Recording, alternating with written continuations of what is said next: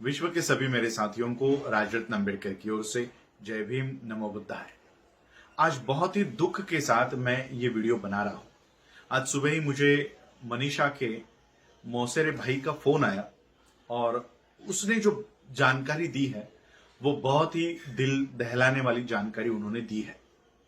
हाथरस मामले में अब ये कोशिश की जा रही है कि मनीषा का सामूहिक बलात्कार नहीं हुआ था और इसका चश्मदीद गवाह मैं हूं कि किस तरह से डीएम ये मुझे कन्विंस कर रहा था कि कुछ हुआ ही नहीं है और बलात्कार जैसी कोई घटना घटित ही नहीं हुई। इसका चश्मदीद गवाह मैं हूं कि किस तरह से डीएम मुझे ये सारी बातें समझाने की कोशिश कर रहा था। अब ये बातें मीडिया के माध्यम से 2 दिनों के बाद शुरू हो जाएगी क्योंकि कोई बलात्कार ही नहीं हुआ था।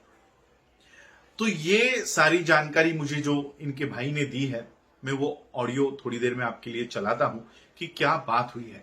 इन्होंने बताया है कि इतने दिनों से जो हम लोगों को मिलने नहीं दिया जा रहा था वाल्मीकि परिवार से, उस दरमियान सभी ठाकुरों ने मिलकर इस परिवार को धमकाया है, डराया है और ये उनसे कहलवाने के लिए उन पर जबरदस्ती की गई है कि मनीषा की हत्या उसके भाई ने की है। मनीषा का कोई बलात्कार नहीं हुआ और उन ठाकुरों ने यह हत्या करते हुए देखा है और इसलिए इन लोगों ने उन ठाकुरों के नाम लिए हैं। तो ये इस तरह का एक दबाव, इस तरह के बयान अब पुलिस के माध्यम से दिए जा रहे हैं और इस परिवार की नार्को टेस्ट कराने की मांग ये डीएम और सभी लोग वहां पर कर रहे हैं। नार्को टेस्ट किसकी होती है? नार्को टेस्ट होती है जो 4 लोगों को पकड़ा है आपने, उनके नार्को टेस्ट कराई जानी चाहिए। यहां पर जो फिरियाद डालने आया है उसकी नार्को टेस्ट हो रही है। और मैं एक बात आप लोगों को क्लियर बता देना चाहता हूं कि अब अगर सत्येंद्र जो मनीषा का भाई है, ये भी अगर ये कहता है कि खून या हत्या, मनीषा की हत्या उसने की है, या परिवार भी अगर कहता है कि वो लोग इन्वॉल्व थे, कोई भी अगर कहता है, तब भी मैं आप लोगों को यह बताना चाहता हूं कि मनीषा ने मरते समय कहा था कि उसका सामूहिक बलात्कार हुआ है। एडीजी कह रहे थे कि पेनिट्रेशन नहीं है, सीमेंट नहीं मिला, इसलिए बलात्कार नहीं हो सकता। शायद वो एडीजी को कानून का ज्ञान नहीं है। सुप्रीम कोर्ट के जजमेंट्स पढ़ लो। अगर सुप्रीम कोर्ट खुद ये कहता है कि पेनिट्रेशन भी नहीं है, सीमेंट भी अगर नहीं है, लेकिन अगर व्यक्ति कह रही है कि बलात्कार है, तो बलात्कार मानना पड़ेगा। और यहां पर लड़की मरते समय कह रही है कि सामूहिक बलात्कार हुआ है और इसलिए इस फैक्ट को कोई भी कोर्ट डिनाई नहीं कर सकता। वर्ल्ड का कोर्ट आप उसमें जाओ, इसको डिनाई नहीं किया जा सकता। और इसलिए ये लोग कोशिश कर रहे हैं कि किसी तरह से मनीषा के इस स्टेटमेंट को दबाया जाए और एक नया स्टेटमेंट परिवार के लोगों से लिया जाए कि जो हत्या हुई है वो इन लोगों ने की है। और उनकी नार्को टेस्ट कौन करेगा? पुलिस किसकी है? उत्तर प्रदेश की। मेडिकल ऑफिसर्स किसके हैं? योगी के। और इसलिए नार्को टेस्ट में भी वही आएगा जो इन लोगों को रिपोर्ट के ऊपर लाना है। और सीबीआई इंक्वायरी, मैं सीबीआई इंक्वायरी की मांग कर रहा था, लेकिन मैं सोच रहा हूं कि सीबीआई भी तो इन्हीं की है। मोदी जो चाहेगा वही सीबीआई इंक्वायरी में आएगा। इसलिए ये एक कमिटी गठित की जाए जिसमें रिटायर्ड जजेस वहां पर हो, शेड्यूल कास्ट के जजेस उसके ऊपर हो और इन लोगों के कमिटी की जांच यहां पर बैठी जाए और इनके माध्यम से ये सारी रिपोर्ट बनाई जाए। और तब तक मैं ये मांग कर रहा हूं कि ये केस यूपी से बाहर चलाई जाए, दिल्ली में या मुंबई में, कहीं पर भी यूपी से बाहर चलाई जाए। और मैं ये कोर्ट में मैंने ये मांग की है, इलाहाबाद कोर्ट में मेरी पिटीशन आज दायर हो चुकी है और मैंने ये मांग की है कि उस परिवार को वहां से हाथरस से बाहर निकाला जाए।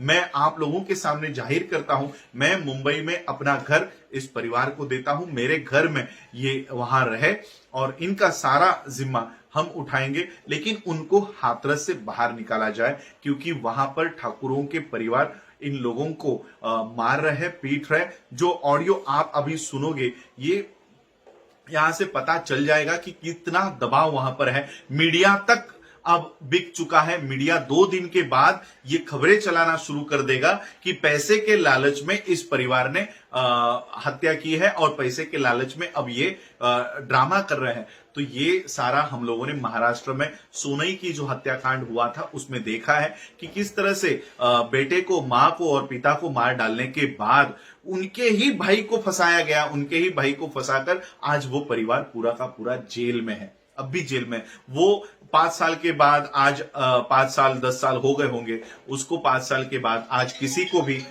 उसके ऊपर आज किसी को भी ये पता नहीं होगा कि वो परिवार क्या हुआ है। और इसलिए आज यही line of action Uttar Pradesh में हाथरस में ये पुलिस करेगी। इसलिए हम लोगों को, हमारे लोगों का बचाव करना है।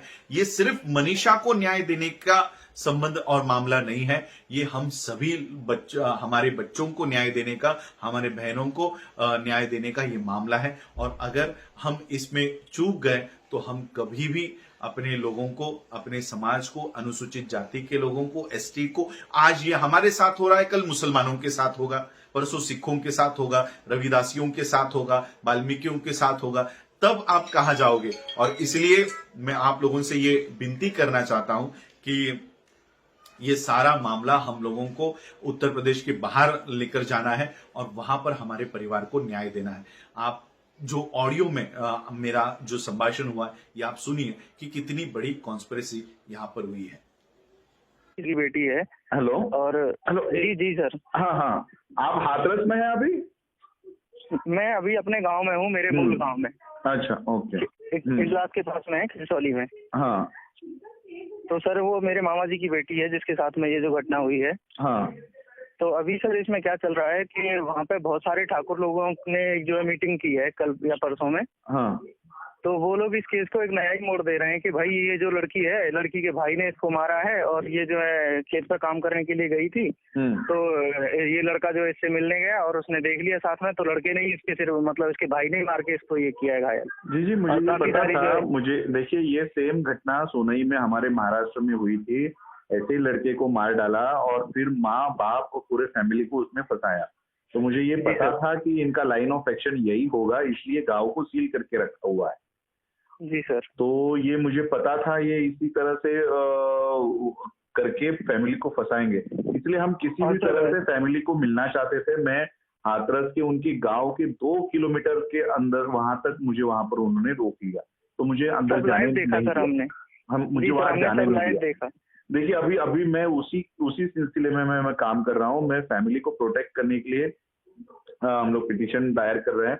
अभी थोड़ी देर में मेरी पिटीशन इलाहाबाद हाईकोर्ट में दायर हो जाएगी और हम वो फैमिली को वहां से निकालना चाहते हैं। इसमें सर हम आपके बिना इस केस में चल नहीं पाएंगे सर। मुझे ऐसा लग रहा है कि सरकार भी कहीं हमें न्याय दिलाने में, सरकार ही तो इसमें इन्वॉल्व है। सरकार ही तो इन्वॉल्व है। योगी और मोदी दोनों इन्वॉल्व है इसमें।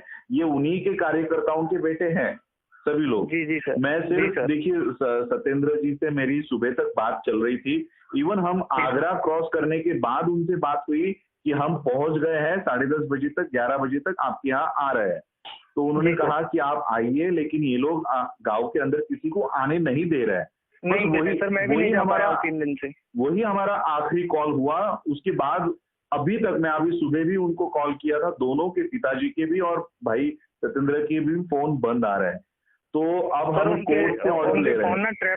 ट्रैप पे डाल रखे हैं सर उनके फोन। कल रात को किया हुआ है। मुझे पता चला कि ट्रैप किया हुआ है। और क्योंकि मैं पहले ही अंदर पहुंच गया था, डिस्ट्रिक्ट के अंदर पहुंच गया था, और जैसे मैं अंदर आया इन लोगों ने सील कर दिया बाहर। इनको पता नहीं था कि मैं अंदर आ चुका हूं। इनको पता नहीं था मेरी गाड़ी कौन सी है, क्या कौन सी है, और ये चेक नहीं कर पाए कि मैं अंदर आया हूं कि नहीं आया हूं। मैंने गांव के वहां से ही, चंदपा के यहाँ से उनको फोन किया था और तब उन्होंने सारा मुझे अंदर जाने से फिर रोक दिया।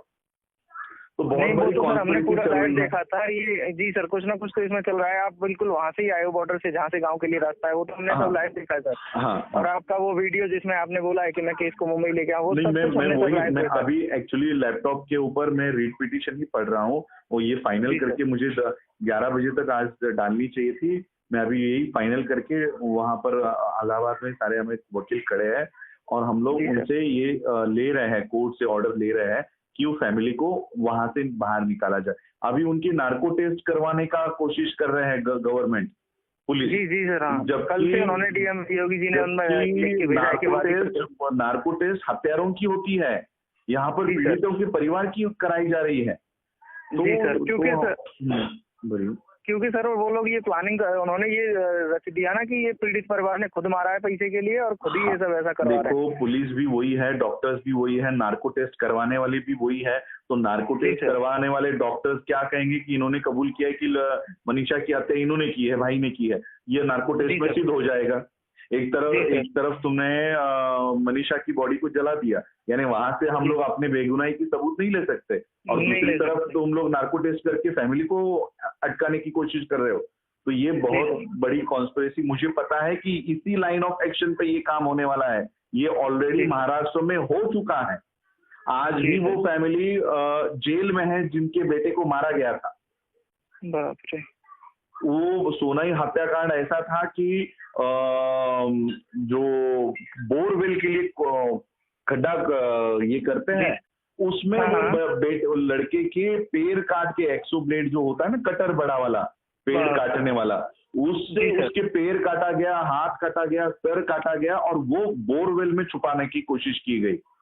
जी सर। और इसी मैटर में माँ बाप को अंदर डाल दिया। वो माँ बाप चिल्ला चिल्ला कर कह रहे थे हमको बचाओ, ये महाराष्ट्र में पुलिस इस तरह से काम कर रही है।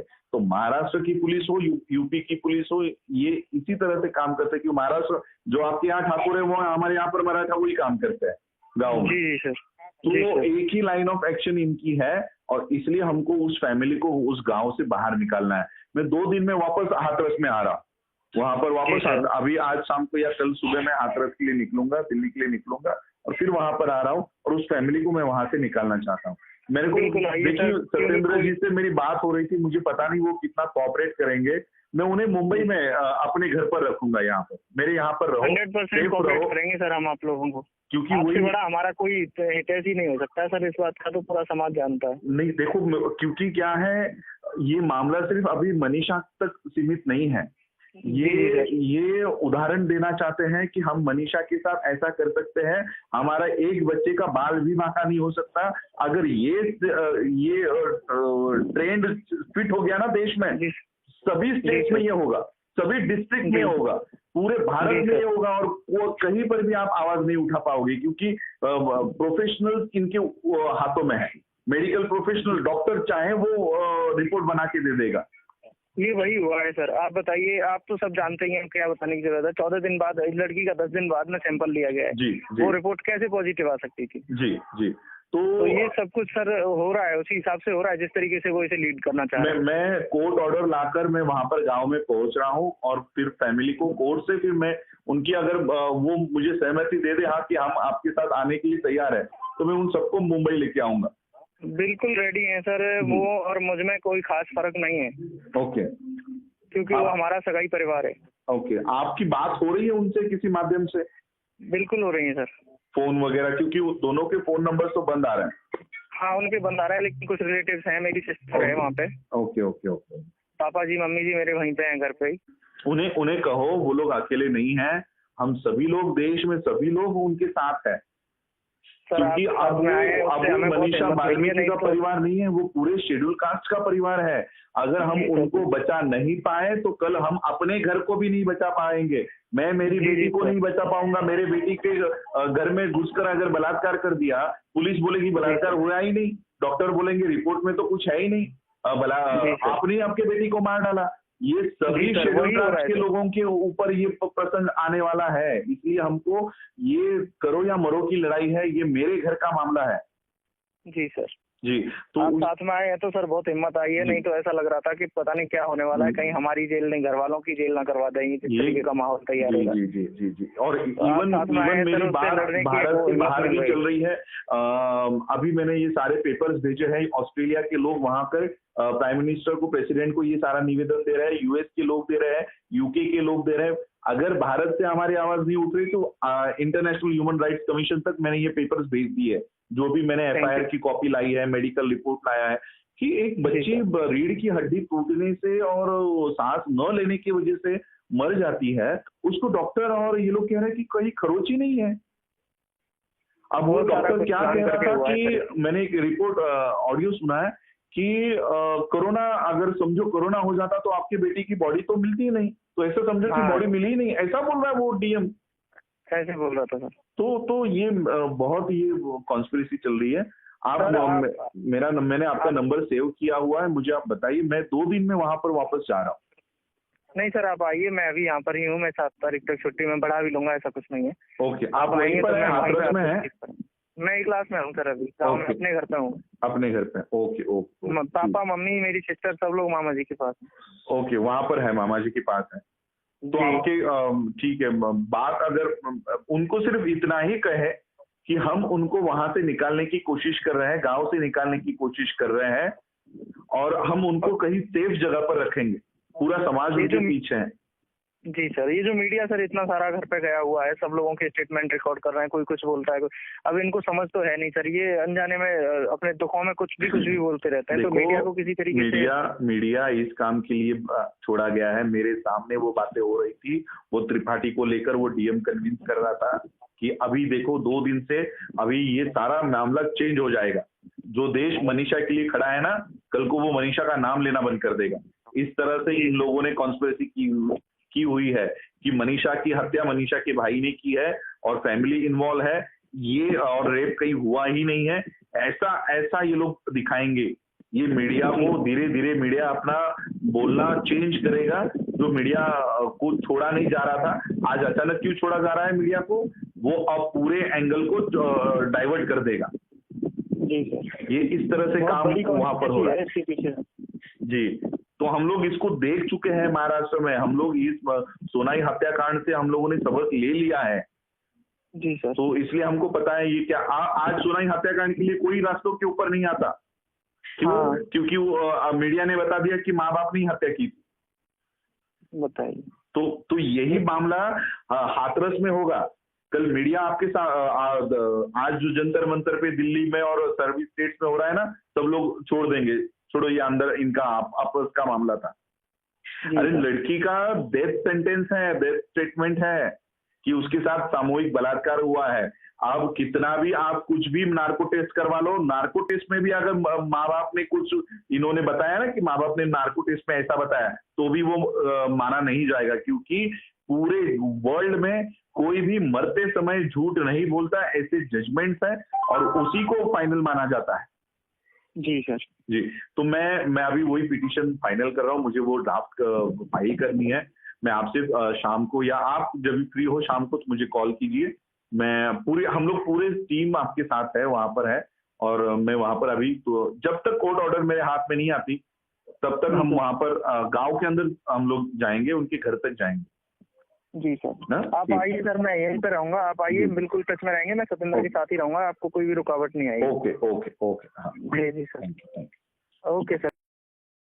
ये सारा सुनने के बाद आप लोगों को पता चल चुका होगा कि हम लोग कितने अनसेफ है। ये केवल मनीषा का मामला नहीं है। आज अगर ये लोग सफल हो गए इनके कॉन्स्पिरेसी में, तो कल ये ही सभी स्टेट में दोहराया जाएगा। पुलिस इन्हीं के एफआईआर यही बनाएंगे, मेडिकल रिपोर्ट यही देंगे, नार्को टेस्ट हमारा ही कराया जाएगा, और नार्को टेस्ट में क्या रिपोर्ट देंगे तो वो भी इन्हीं के हाथों में होंगे। यानी हमारे ही बच्चों को मारा जाएगा और हमारे ही लोगों को जेलों में डाला जाएगा। आज शेड्यूल कास्ट के लोगों के साथ हो रहा है, कल आदिवासियों के साथ होगा, रविदासियों के साथ होगा, वाल्मीकियों के साथ तो हो ही रहा है, मुसलमानों के साथ होगा, क्रिश्चियनों के साथ होगा। आज देश के हम नागरिक के तौर पर अगर खड़े नहीं हुए एक दूसरे के साथ, तो ये आपके घरों में भी दोहराया जाएगा, सबके घरों में ये दोहराया जाएगा। इसलिए समय चलते ही हम लोगों को एक होकर ये लड़ाई लड़नी होगी। जो लोग अन्याय करते हैं वो सामने नहीं आएंगे। रिपब्लिक चैनल के ऊपर मैं अभी थोड़ी देर में एफआईआर लेकर जा रहा हूं, पुलिस स्टेशन में कंप्लेंट करने जा रहा हूं कि ये रिपब्लिकन चैनल अर्नब गोस्वामी ये बता रहा है कि परिवार ने 50 लाख के लालच में ये सारा ड्रामा खड़ा किया हुआ है। तब अब इसको भी हम लोग एफआईआर कर रहे हैं कि इस तरह की न्यूज ये लोग चला रहे हैं और शेड्यूल कास्ट के कम्युनिटी को बदनाम कर रहे हैं। सिर्फ मनीषा के कम्युनिटी को नहीं, कि शेड्यूल कास्ट के लोग पैसे लेकर इस तरह से 50 लाख लेकर 25 लाख लेकर ड्रामा करते हैं और बलात्कार होने का दावा करते हैं। ऐसे एक पूरे कम्युनिटी के ऊपर इसने सवाल खड़ा किया है और इसलिए इसको भी मैं कोर्ट में खींच रहा हूं कि बताओ कि किस तरह से हमने पैसे लेकर ये सारा ड्रामा खड़ा किया है। तो ये सारा आप लोग, मैं चाहता हूं कि ये आंदोलन अब न्यायालय में तो हम लड़ेंगे, रास्तों के ऊपर भी लड़ेंगे। जब तक इसकी चार्जशीट नहीं बनाई जाती, सप्लीमेंट्री एफआईआर नहीं लिखाया जाता, तब तक हम लोगों को ये आंदोलन रास्तों के ऊपर भी और न्यायालय में भी, दोनों में लड़ना है। यही कहने के लिए मैं आज आपके समक्ष आया हूं। आप लोगों ने मुझे सुना, उसके लिए आभार, धन्यवाद।